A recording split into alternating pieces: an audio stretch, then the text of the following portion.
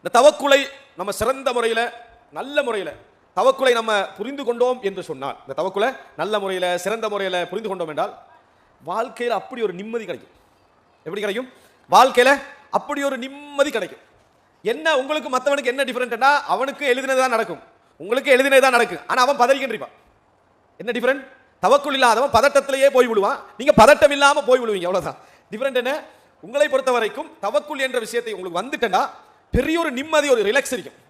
இவன் ஒரு 30-40 வருஷத்தை நினைச்சு, ஒரு 3-4 வருஷத்தை நினைச்சு, 3-4 வருஷம் வரைக்கும் 30-40 வருஷம் நினைக்கிறவங்க நினைக்கிறாங்க. எல்லாத்தையும் நினைச்சு என்ன செய்வான்? இவன் பதட்டத்திலேயே இவனோட வாழ்க்கை ஓடிக்கிட்டு இருக்கும்.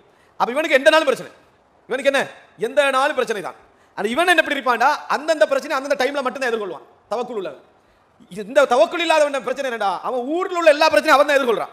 ஏன் எல்லாரும் பத்தி அவனுக்கு கற்பனை, எல்லாத்தையும் அவனுக்கு கற்பனையில தலையில போட்டு நாளைக்கு என்ன ஆகுமோ, நாளை மறுநாள் என்ன ஆகுமோ, அப்படி இப்படின்னு என்ன செய்வான், ஒரு கற்பனையில நிற்பான். இது